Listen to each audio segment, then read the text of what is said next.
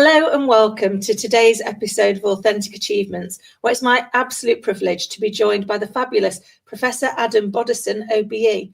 Adam, welcome. Well, thank you. It's great to be here. I'm so looking forward to this. Project management is such a key part. I remember doing my Prince 2 many years ago and learning all about it. But before we get stuck in, let me share a little bit more with the people listening and watching about yourself, Adam. So Professor Adam Boddison OBE is the Chief Executive of the Association for Project Management, APM, the chartered body setting the global standard for project profession. With a passion for innovation and impact, Adam highlights the vital role of project management in tackling today's complexities and driving future success. Under his leadership, APM collaborates with top organisations like PwC to demonstrate the economic and societal value of project management. A seasoned leader and author with experience spanning education, leadership and organisational growth, Adam brings compelling insights on how project management transforms industries and equips professionals to thrive in an ever-evolving world. I mean, wow, Adam, where to start? I mean, there's such a wealth of questions I've got getting into that, but could you bring it to life a bit more for us? Like, tell us a bit more about your journey so far. Yeah, it sounds like a lot when you say it all together like that, doesn't it? Yeah. So yeah, believe it or not, although I'm running a chartered professional body now, I actually started life out as a secondary school maths teacher.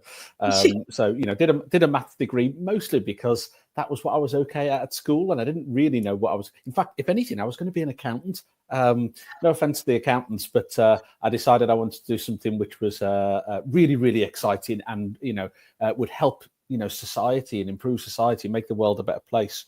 So I ended up going into teaching, taught in secondary schools, primary schools, and so on.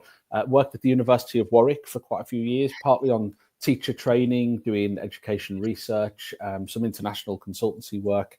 And after a while of working kind of in the universities, in schools, kind of in education and so on, I decided I wanted to move into the charity sector.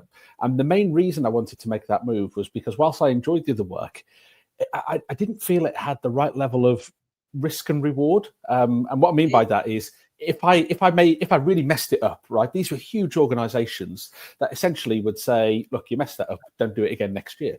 And I'd have another go, right? Or if I did really, really well, they'd say, well done, do it again next year. And I thought, does that get you excited when you wake up in the morning?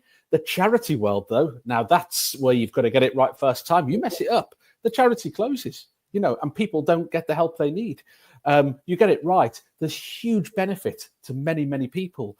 So I ended up in my first chief exec role as chief exec of the National Association for Special Educational Needs. I was there for 6 years. And then I wanted to kind of do something broad, which is why I applied for the APM role, which I've been in now for about 3.5 years. So yeah, it's not a planned journey by any means, but I found it very, very interesting. Oh, I love that. I love how life sometimes throws us those plot twists, doesn't it? And you think your career is going to go in a particular direction, and then it changes. But what I got out of all of that was actually you've got a real drive for having a purpose, making sure that you're making a positive impact as widely as you possibly can. And that kind of threads through all of the roles that you've talked about. Would that be fair? Absolutely. And even with the current role, you might think, what's project management got to do with making the world a better place and improving society? We have this great strapline at APM. I love it. It's because when projects succeed, society benefits. And for me, that just captures everything about the organization, because on the one hand, it's a membership association, it's a professional body, it does all of the things that you would expect that type of organization to do. But on the other hand, it's a registered charity, exists for the public benefit. And in my view, a successful project is one which, if you like, at the end of it, delivers those benefits for society. Lots of projects out there, of course, that are focused on, environmental issues, improving things. There's projects out there around lots of what are the UN Sustainable Development Goals and so on. So it gets a bit of a bad rep as project management, doesn't it? I sometimes talk to people who don't know about it, and they go, "Oh, is that just all those Gantt charts and things? What's that about?" And I'm like, it's so much more than that. Seriously, these people are just making our world better every single day, one project at a time.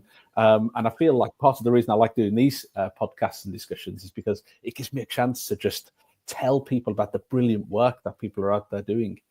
I love that, because it's true. I mean, the project management does get a bad rep, and I'll own up and be honest. The reason I did my Prince 2 many years ago was because I had a really dreadful project manager leading a project for me, and I was like, there can't be a system that is this disjointed. So I went to study it, so I understood it, and then just realised he wasn't following it very well. Because it was, and I think that's some of the reason why it does get a bad name. But actually, done well, project management really is about making sure that all of the activities that need to happen for the change to be not only implemented but embedded actually happen. And if you don't get all of those steps right, then the change doesn't work, does it? Yeah, that's true. I'm not sure Prince 2 really did us any favors actually when it comes to image, because it was quite methodical and assumed that every project kind of happened in the same way. I mean, we don't offer the Prince 2 qualifications. We offer the Chartered Standard and a set of qualifications which is really based on what I would say real world projects. So if the Prince acronym, so I don't know if your listeners will know this, but it stands for Projects in Controlled Environments. And I don't know of any project anywhere that's ever been delivered in a controlled environment. If anything, they should change it to projects in chaotic environments, right? Everywhere's just like changing so fast. There's just so much going on. And for me, I did Prince as well years ago, and I found it was great if I was talking to somebody else that had done it. It was like a language, like I talk the same language. What I find about the Chartered Standard is it's all about competence. Have you got the skills to be able to not just tell other people about the project that you're doing, but to deliver benefits for society day in, day out? And that for me is the step change that the profession has made over the past 10, 20 years. Oh, I couldn't agree more. I think it gives a common language, but not particularly interesting one. But I think, when I look at the projects that I've delivered over the years, it's been much more about the competency and that ability to your point, not just tell people about the project, but take them on the journey, make them part of it, but make them really invested in the successful outcome, because they understand why we're doing it and what the benefit's going to be, not just for them, but for the wider society, has been the ones that have really flown, that have really taken off. So what do you think is that? I mean, we've talked about the fact, obviously, it's an ever-evolving world. And you're right, nothing should stay in a controlled environment, because what's controlled about life? I mean, life is an ever-changing, ever-evolving space. But we know that there's lots of changes, particularly in the business world, whether that is in private sector, public sector, charity sector. What do you think are going to be the changes that are needed in that C-suite moving forward to be able to really respond to what the evolving world needs? Yeah, really great question. I think we're seeing a change in the whole workforce, really. I mean, before I'll come on to the C-suite, but just before that, I mean, if you think about even when people apply for a job, I remember 10, 15, 20 years ago, I'd apply for a job and someone would say, how long do you expect to be with the organization? There's no way in a million years I would say, look, I'm going to be here 2 years and then I'm going to go off and do something else. But they'll say that now. They'll say, look, I'll come and work for you for 2 years, for 3 years. I'm going to do a particular piece of work and then I'm doing something else.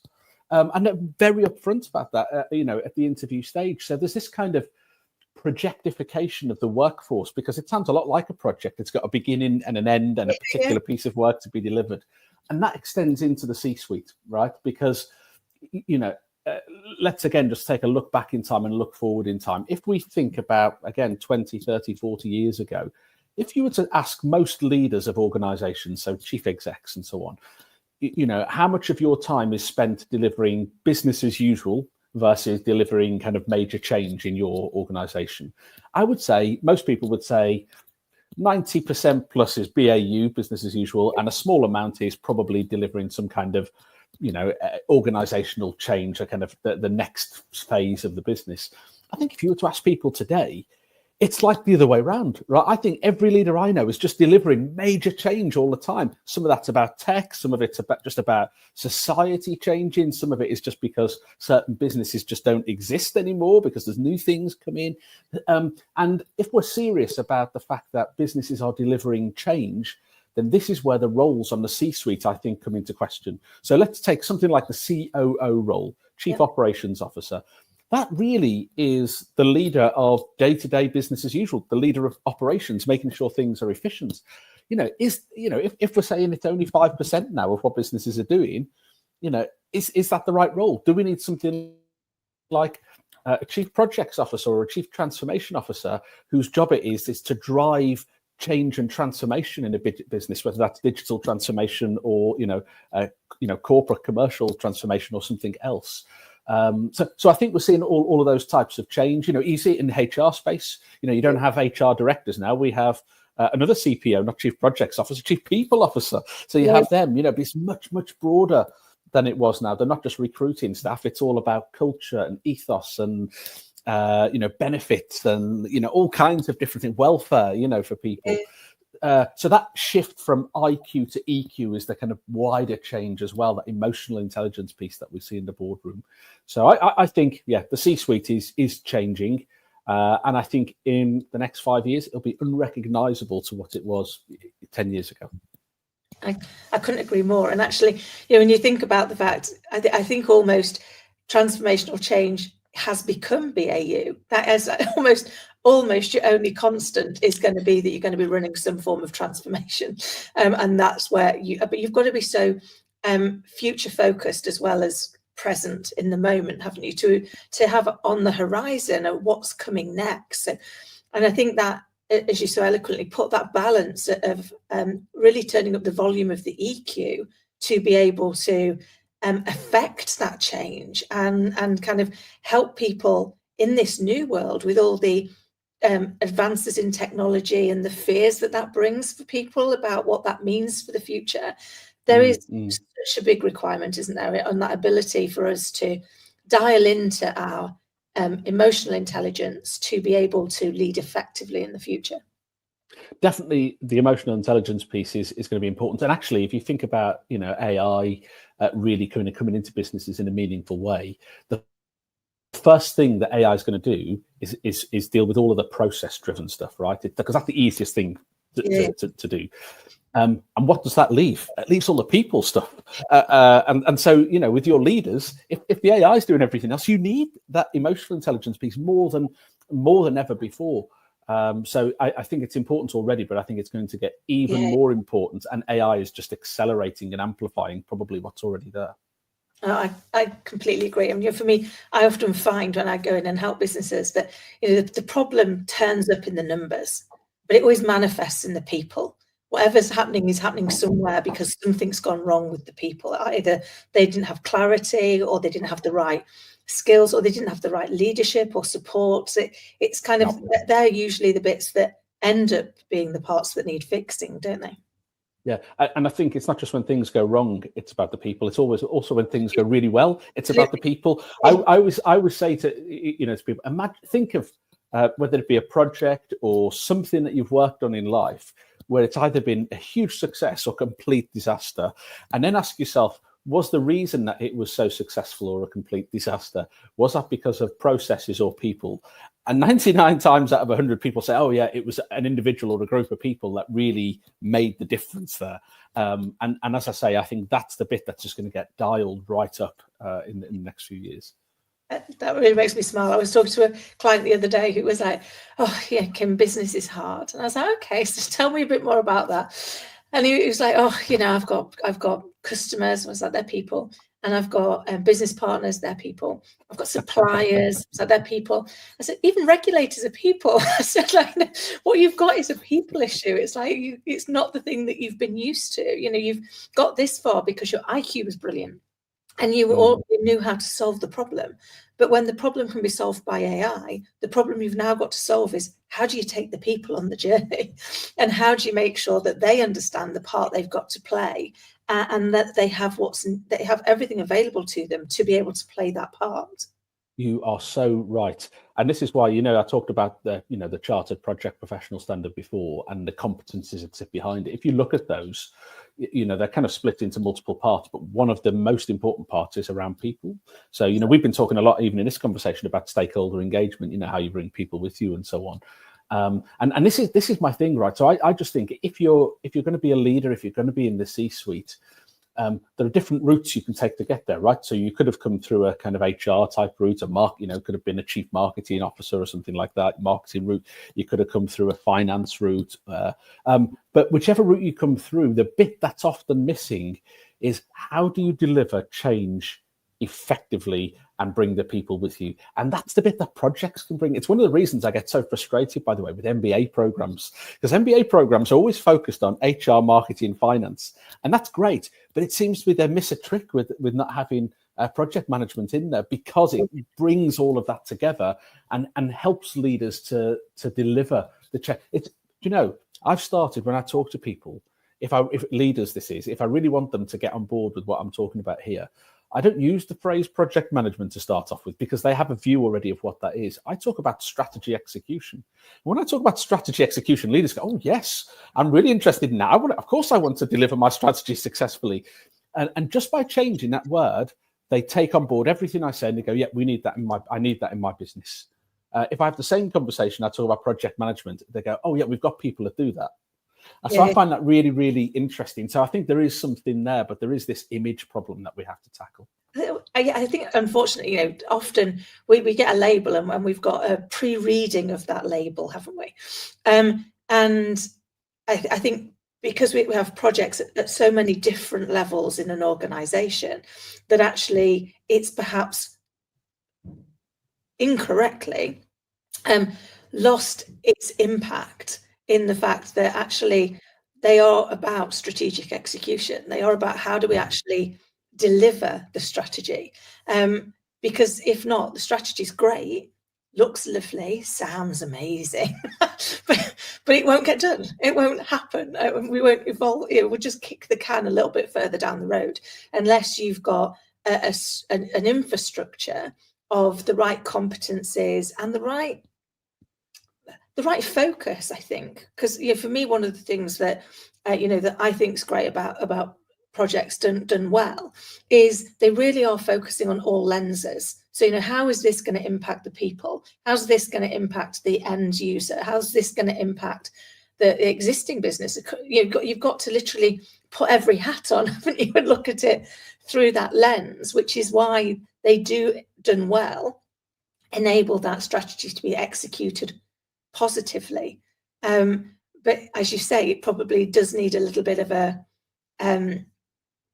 rebranding, isn't it? So what are they, and what are they used for? Because it's been a term that's probably not been always used in the right way, and not necessarily got the best image out there.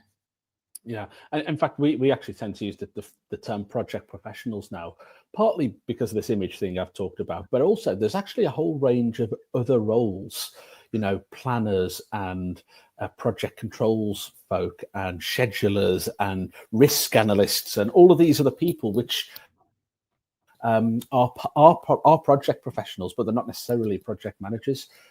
So it's quite a broad church of people, really. Yeah. Well, isn't it? There's so many elements that are involved in that, and actually, what I've seen, and hopefully this resonates, is when you've got those project professionals, they're each experts in their area, and actually, it's that engaging of the experts that actually allows the overall project to be ultimately successful, because you've not got one person trying to be all things to all people. They're actually going, well, hold on, I need an analyst here, and I need this part here, and actually what I'm going to do is kind of almost coordinate all of that to a bit like a film director. I'm going to direct all of the parts and make sure that we stay on script, but allow people to actually bring those parts to life in the way that they are best to do so. I think that's a really good analogy, and of course, to do that well, you need to have some level of understanding of what all of those parts are, and you might yourself be experts in some of those, but nobody can be an expert in everything. And what we always describe is there's kind of 4 broad areas. So there's kind of setting up for success, preparing for change, the people and behaviors, which is what we've been talking about, and then planning and managing deployment. And within that, there's kind of obviously different competencies. And we say that, anybody who's kind of a chartered standard of project professional, they need to have a good grounding across those 4 areas so they can do that coordination role that you've just described really effectively.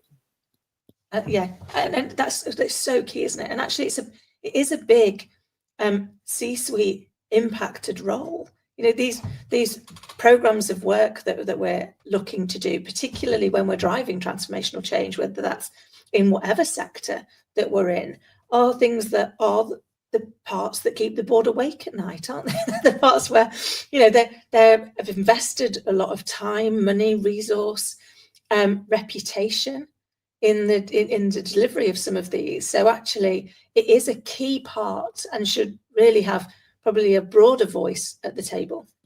Yeah, and I think particularly in the early stages of a project, one of the things that I sometimes get frustrated about is when I hear, a politician or a minister talk about how quickly they're going to get spades in the ground, because they want to see kind of progress being made on an infrastructure project, for example. And I think, but for a little bit more time spent getting the planning bit really, really done well and really thinking about the risks and so on, that will save you so much time and money later on. And by the way, this is public money. We want it to be spent well. We only have to pick up a newspaper probably any day of the week and we'll find examples of projects where public money has not been spent well, or it's not in the intended way. Why are ministers saying that? Why are politicians saying that? Because of course they're not qualified project professionals, so that they don't know. But what they are is project sponsors, and we see this in the boardroom as well.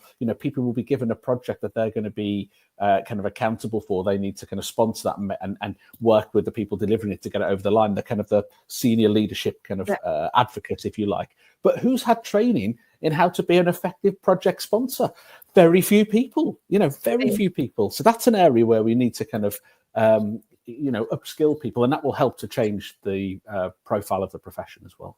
Oh, that is so true. In fact, I was working with a client just last week on that move from project owner to project sponsor, because they've actually, they're now in the C-suite, but they were trying to still own project and coming up, against some rubbing up incorrectly with the new project owner. So helping them understand actually, what is your role as a sponsor? How do you move to that? Or how do you make sure that you're sponsoring it, but actually you're not getting in there and taking over and trying to derail it? Because actually that's why you've got your project professional that is owning it and delivering it for you. But a bit like that move from exec to non-exec. It's like you're no longer here to do, you're here to guide, you're here to advise, you're here to challenge, but you're not here to do the doing anymore. And that can be a hard transition for people, can't it?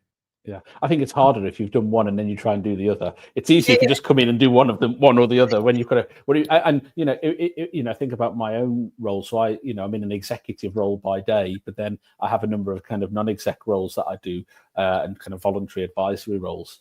And it's very easy to slip into, let me help you with this. And I think that the secret is, one, to just constantly check yourself to make sure you're not doing that, but also make sure you have a culture in the boardroom where other people can challenge you on that as well and say, Adam, actually, that's not what we're here for.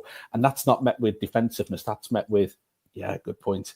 Let me think again about that. And you need to have that kind of peer reflection, peer review in boardrooms. I think it's really important. It's so important, because we can't see our own blind spots, can we? Because we're blind to them. So unless we've opened that culture to say, you know, I know my role here is to advise. If I cross the line, please let me know, because it won't be my intention, but it might be my impact. To just allow you to have that additional insight into your self-reflective moments, isn't it? So you can go, I'm constantly checking myself, but I'm opening it out and saying, please check with me. If I do cross that line, if I do overstep, then actually I want you to let me know, because you know, we've all seen those examples, haven't we, where it hasn't quite gone as well as we would like it to. And the person I worked in one once, where the non-exec chair used to fly in almost like CEO for the day, manage everything, and then fly out again. And I had to like take him to one side and say, like, I'm really sorry, but that's not helping. It's very disruptive, isn't it? Yeah, because they don't know how to deliver against that. And you know, I was a consultant at the time, and actually went on to coach them. And they're actually, how can you make sure that your great experience and your knowledge and expertise is optimized without actually disrupting everything? Because you know, you're not then around to help them implement it the way you would like it to be implemented. So you've kind of just dropped a bomb and gone away again. So Adam, I could chat to you all day, because I think it's so insightful. Looking at those parts around saying, actually, it's about being intentional, isn't it, in the things that we're doing. So, you know, project professionals are looking at everything that is needed to be required for that project to be implemented successfully, and ensuring it is undertaken intentionally across all of those elements. And I think that's such a key part of what we need as we move forward, is to be more intentional in the steps that we take. So what's next for you and for APM? I mean, you strike me as you know, you're a person that's driven by mission and purpose. So I'd love to know what can we expect next? Well, I'm certainly not looking for my next challenge from APM yet. I mean, on a personal level, I'm looking to expand my kind of non-exec director portfolio. So I talked about doing some NED roles already, and one of the things I suppose my previous NED roles have focused on, because of my background, it is schools and education type organizations. And I suppose as part of my work with APM and working with much more corporate organizations, I'm looking to do board roles which are kind of maybe more commercial and more at a national level. So that's kind of, you know, for me, the next thing. Planning to be at APM for a while longer, yeah, because we're still in the middle of doing some really good stuff which I want to see through.